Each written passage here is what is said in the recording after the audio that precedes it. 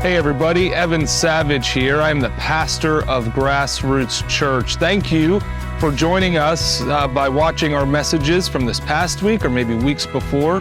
We are glad that you're taking time out of your week to learn, to engage with our church from an online point of view. We would love for you to join us on Sunday mornings for tangible community worship and of course some messages as well. And if that interests you, we would love for you to join us at 10 a.m. on Sunday mornings. Thank you again, and I hope that this message is edifying to your spirit.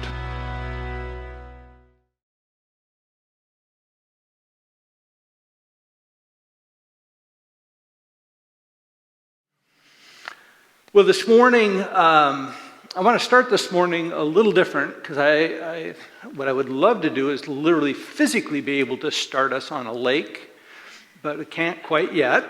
But I want to start us on a lake. And it's a beautiful day for fishing, which may not exactly be a beautiful day for some of the other sports, but for fishing, it was a perfect day. And a buddy of mine and I were headed out. And we had some decent chop on the water, a little bit of overcast skies. And you could just tell this is a day the fish are going to be moving. And so we headed out into the lake, and we headed out to what they call an underwater point. It's a long ways out. It's out in the middle of the lake, but it's a point that rises up from the lake bottom. And so we set our boat. Wind was perfect, so we set our boat, and we just start drifting along this point. And we're casting in front of the boat, working, and pretty soon, sure enough, boom, we hook up. And it's a pretty good-sized fish, so fight the fish in, get it in the net, get in the boat, take the hooks out, throw it in the live well. And we're like, there is no way that fish is alone. So we immediately spin around and cast behind the boat. Cracking, nothing. Eventually we go back, we start the drift again. And we come down, and sure enough, boom, we hit another one. Another good fish. Bring it in, get it in the net, get the hooks out, throw it in the live well. Spin around, cast back there again. Nothing. And we're like, wow, there's no way these fish are by themselves right now. They're schooled up. We know they are. So go back and we drift one more time. Now this time, we're not stupid. So we're coming along, and I look at my buddy, and I'm like, okay, as soon as we get a hit, we're going to throw this in the water. What this is a marker buoy. And marker buoys are specifically designed so that this will sink straight to the bottom, and the line will stay vertical in the water. The marker buoy will stay in one place. And so, boom, he hits one. I flip that marker buoy out there, and we fight the fish in and, get in the net, take the hooks out, throw it in the live well. And then we turn around to cast back to the marker buoy because we know that marker buoy is marking the fish. And what we see, to our amazement, is we were expecting the marker buoy to be about halfway up the sanctuary here, halfway up, just, 30, 40 feet away. But where the marker buoy was literally like out in the middle of the street. Our drift was so much faster than we had anticipated. We're like, oh, that's why we haven't been able to catch a second fish. Once we figured that out, we got on them, and we had a good day. It was a real good day. But, set that down for a minute. I tell you that story because today I want to talk about something that we're observing in our culture, and I think it has kind of become the dominant operating system of our culture, and it's called individualism. And I want to talk about it because my sense is that it may be affecting us more than we realize. We may be drifting faster than we think, and the marker buoy may be quite a bit further away than we think it is. And now this morning, I just really kind of want to it's a huge topic, so I just want to take a couple of little things and focus on. One of them is going to be a risk associated to us of living in a culture focused on individualism. And then the other one is going to be something I think is an unintended consequence of individualism. Now, I will say this. I am not an expert on culture, but I don't think we have to be able to look around us and see what's going on. I think, to the contrary, I think we actually have an obligation to look around and pay attention to what's going on. Now, if when we're done today, you're like, "Ooh, I'd like to know more about what's happening in culture," there is a guy that I listen to. He has a podcast that I would consider him an expert. He's super interesting. His name's Mark Sayer, and he has a podcast called Rebuilders, and I'd be more than happy to share that with you. Just come up and find me afterwards. So today, what I want to start with really is a definition of individualism. And this comes from just Merriam-Webster Dictionary, and what it says is, individualism is a doctrine that the interests of the individual are or ought to be ethically paramount. Conduct guided by such doctrine. And 2, the conception that all values, rights, and duties originate in individuals. So individuals are the important thing, not society. Individuals. Now, we can probably track this idea all the way back to the Garden of Eden. And it was kind of funny because some of us are doing this Bible study right now called Deep Dive. Or is it Deeper Dive? Deeper Dive? Okay. And I chuckled. What's that? I chuckled because they had a quote in it this week from Augustine. And it said, if you believe what you like in the Gospels and reject what you don't like, it's not the gospel you believe, but yourself. And I thought, okay, so this has been a problem that has been around a long, long time, this whole self-centered thing. But I think in the past 80 years, what we have seen in our culture is this on steroids.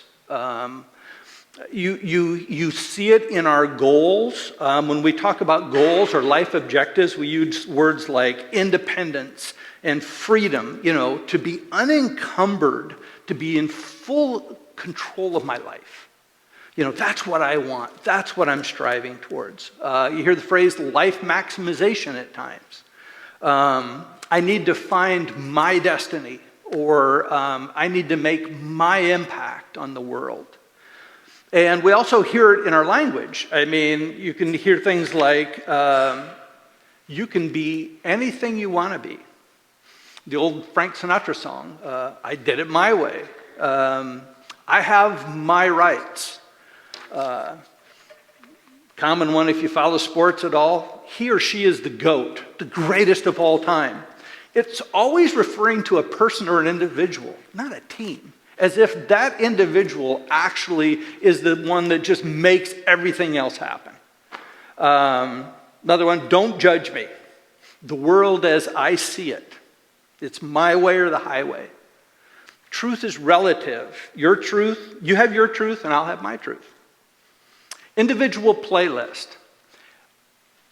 This one kind of cracked me up because, I remember when I was growing up in the dark ages, and I remember what individual playlist meant. What that referred to was a denoted quantity, not an ownership, a quantity. Individual playlist meant there was one playlist, or you had multiple playlists.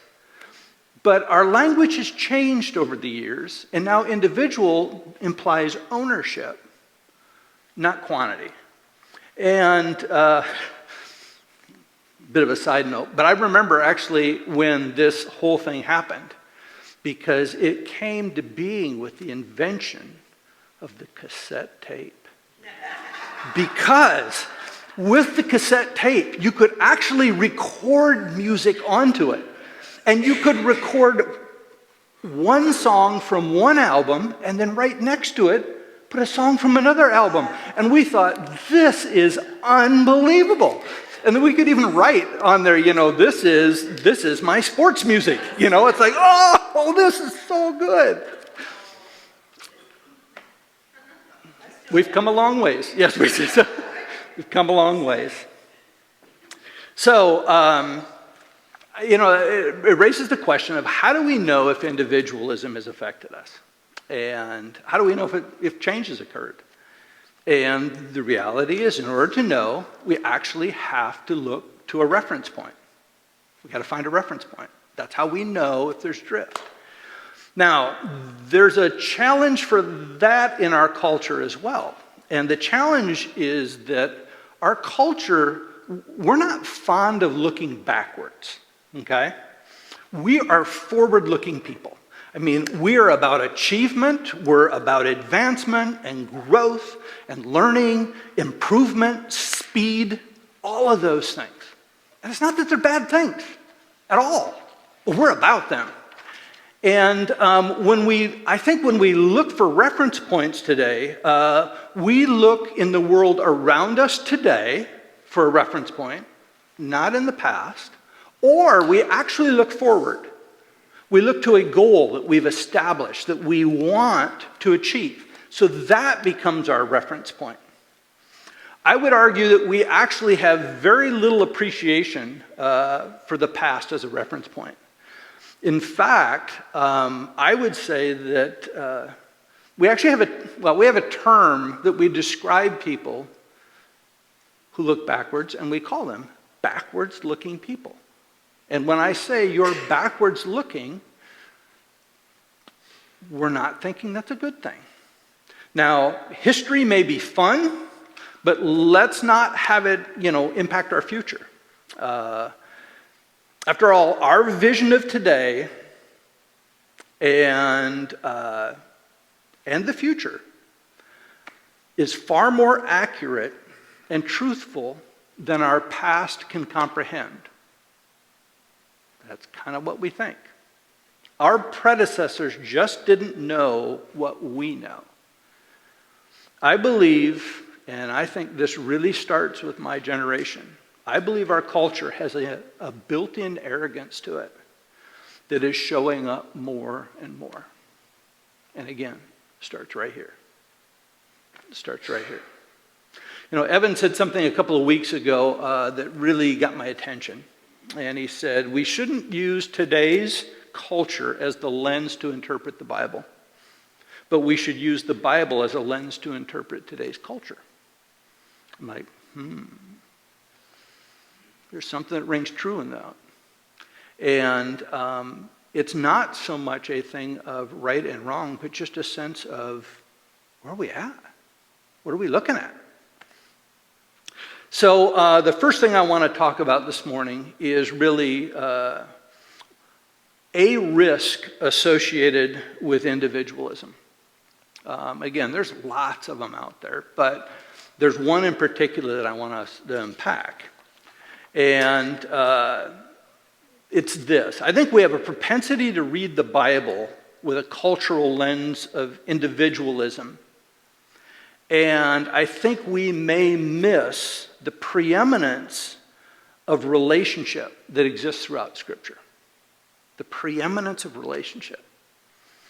That God desires for us, first and foremost, to be in relationship with Him and to be in relationship with us. First agenda. Relationships are not add-ons to our existence. They are the core construct and the reason for our existence. They really are. When the Pharisee asked, what is the greatest commandment? Jesus' response in Matthew was, he says, Teacher, which command in the law is the greatest? He said to him, love the Lord your God with all your heart, with all your soul, and with all your mind. This is the greatest and most important command. The second is like it. Love your neighbor as yourself. All the law and the prophets depend on these two commandments. It's the centerpiece. I mean, if we start at the beginning, we look, let's go all the way back to Genesis. Why did God create us? Did he need us? No. Was he able to handle all of his tasks by himself? Yes. Was he actually he was existing in community. Did he want us? Yes. He wanted us. And it wasn't based on a functional need. And I think to begin to understand his want for us, I think we have to experience love. Both the giving and the receiving of it. Because I think therein lies why he wanted us. If we look in the Psalms, all through the Psalms you see this relationship with God, this dependency. You see hurt. You see violation of that relationship. But the Psalms are filled full of relational language. And then, we fast forward a little further, Jesus is born. And when Jesus is living here on earth, what's he doing? He's spending time with people in their houses, around their tables. Did he preach? Yeah, he preached some, but it was a small amount compared to the time he just spent with people. I was thinking about this, and in today's leadership speak, which is a whole culture that I spent a lot of years in, we would have said, ooh, Jesus was relationally accessible. Well, yes, he was. Yes, he was. He chose relationships as the primary vehicle for his ministry. He didn't just want us to know what. He wanted us to know who. In Matthew 16, he literally asked his disciples, first, who do they say I am? And then, who do you think I am? Who do you think I am? It was relationship. Jesus, the night before he goes to the cross, he prays for all of us. And what's his request? His request is that we would be one with he and the Father and with one another. And then he goes on to say, and that's how they're going to know that you're my disciples. It's because you love one another. And you love me. There's just this, it just permeates the whole thing. Then when Jesus, after Jesus is crucified and rises from the grave, he and Peter are having breakfast along the shore and some other disciples. But remember, Peter's the one that denied him 3 times. And he comes to Peter after breakfast and he says, Peter, do you love me? Feed my sheep. He does this 3 times. But the key is the sequence. Do you love me? Relationship first. Feed my sheep. Task second. Task second. And perhaps my favorite is Jesus' words at the very end of Matthew. And this is kind of when he's about to go back into heaven. He says, all authority is given to me in heaven and earth. Go therefore and make disciples of all nations, baptizing them in the name of the Father and the Son and the Holy Spirit, teaching them to observe everything I have commanded you. And lo, you are good to go. Now, I'm going to go up and I'm going to sit next to the Father and see you when you get here. Ring the doorbell and I'll let you in. No, that's not what he says. It's not, lo, you're good to go. It is, and remember, I am with you always to the end of the age. To the end of the age. Candidly, I think as a result of individualism, I don't think relationship is our primary life lens. And to me, everything I see in Scripture points to that. Now, the other thing that I wanted to just take a minute to talk about is an unattended consequence of individualism. And for this particular one, I'm going to lean pretty heavily into some words that Mark Sayre uses. And the reason I'm going to do that, Mark Sayre has this crazy ability to put words, thoughts and words to describe things that we're sensing but we can't explain it. But we just know it's there. And so with all man-made things, and I don't care if you're talking about man-made organizational structure, government, or physical things, everything that we tend to create has an unintended consequence to it. Just does. And that's okay. I mean, it doesn't stop us from creating it, and it shouldn't. But we need to be aware there are some unintended consequences. And the one that I want to talk about this morning of individualism, I honestly think the unintended consequence is pressure. Pressure. And that sounds counterintuitive, I think, because I feel like we think, well, wait a second, individualism, shouldn't that give us freedom? We have the freedom to do whatever we want and to be who we are and all of that stuff. But like so many things, I think things promise things, but then what they deliver is slightly different than what they promise. And in particular with individualism, the what I would call the get-tos quickly transition to the need-tos. I need to find the unique me. I need to make my unique contribution. The pressure's on me to figure out who I am and the contribution that I'm going to make. What if I pursue something and it turns out not to fit me? By the way, I am seeing this really, really strongly. I see it in my generation, but it's in the younger generations where I'm watching this pressure on my own. Oh my. I mean, we are seeing things like suicide rates go up.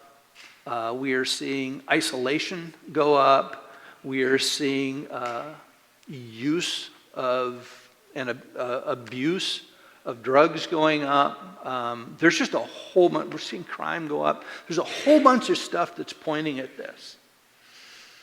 What if the unique me doesn't win the favor of the judges?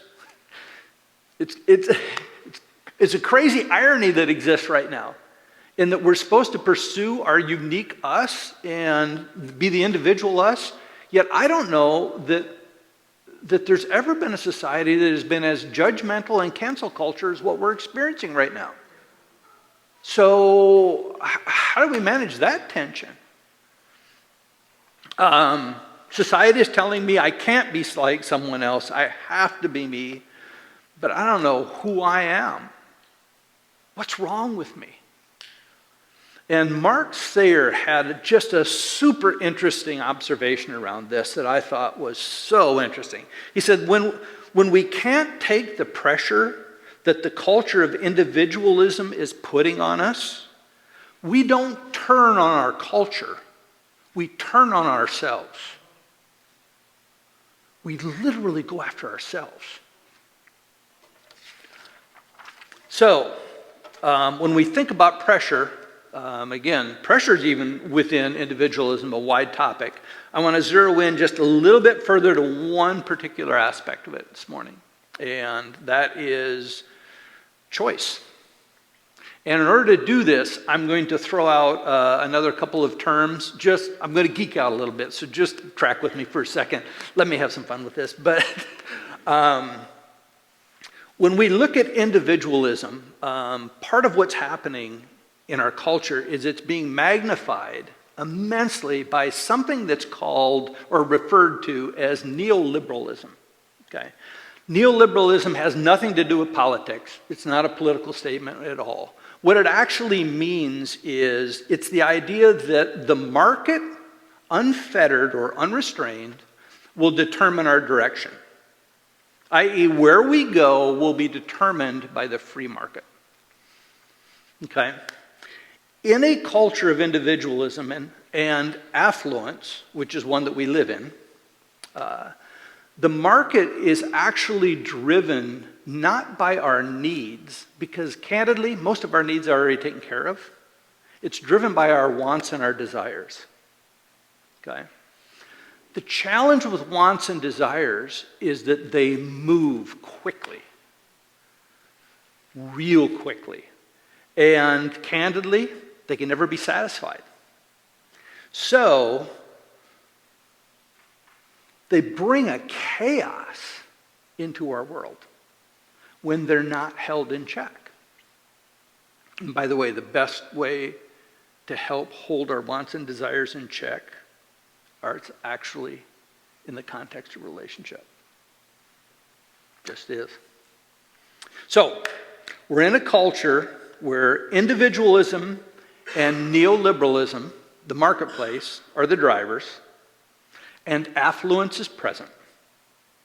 What we end up with is endless options that require us to make endless decisions. We were not designed to make endless decisions. And those endless options are appealing to our individual wants and desires. So it's actually appealing to the most chaotic part of us. Okay? Now, we truly are every day being overwhelmed with options that is creating immense pressure on us. I mean, just what is the decision I should care about? And with the decision I should care about, what's the right answer? I mean, those loops are going all the time in us. I mean, when you think about it, you go to the grocery store, okay? Now, the grocery store used to be one option.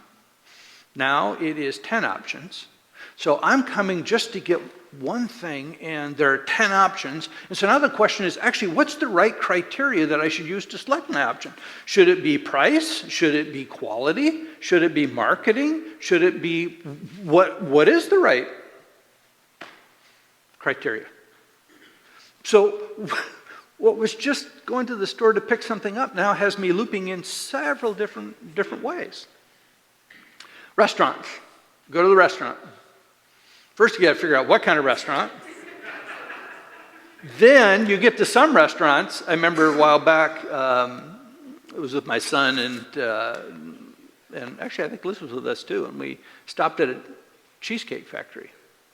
I'm like, oh my goodness, this is the Sears catalog.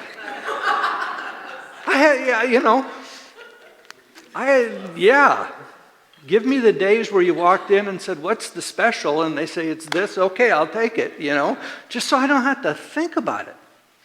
Clothes, endless options. Entertainment. I saw a quote the other day on the internet. You guys probably all see it. I always assume if I've seen something on the internet, everyone else has seen it because, last one. But I loved this one. It said, I hate to cancel. I know we made plans to get together tonight, but that was 2 hours ago. I was younger then and full of hope, but now I'm tired. And I thought, yes, this is our world. This is our world. Social media. Moving ahead here, it wasn't that long ago where the internet primarily was just websites and pages. And so you would go to a website and you could literally read each of their pages, and when you got to the last page, you're like, done. I know all I need to know about that now. But then something changed, and we got into, I don't remember if it was Facebook was the first one that launched it, but we started to get into something called feeds. Feeds don't have an end. They just keep going. My news feed just keeps going. There's more stories and more stories and more stories and more stories. There is no end. And it just keeps luring us in. So what we're watching is our society kind of go from what they used to call a disciplinary society, which basically is a society of shoulds. There are certain things that we should do. And most of the time, those shoulds are based on some sort of a community need or requirement, or it helps keep order to our community. But in a neo-libertarian society, it's not should that manages us or drives us. It's could. What could I do? What could I do? And the options just keep coming at us. What could I do? I think it's part of the reason we have such a fascination with billionaires. You know, I mean, they get more press than anybody else. And I think it's because we look at billionaires and we think to ourselves, wow, they have reached the point where they have ultimate freedom. They can do whatever they want, whenever they want. They're totally unconstrained. And no one can shape who they are. They even see themselves oftentimes as bigger than governments. I mean, there was just a meeting recently, what they call it, Davos in Switzerland, where all these billionaires got together and talked about, where are we going to take the world? Where are we going to take the world?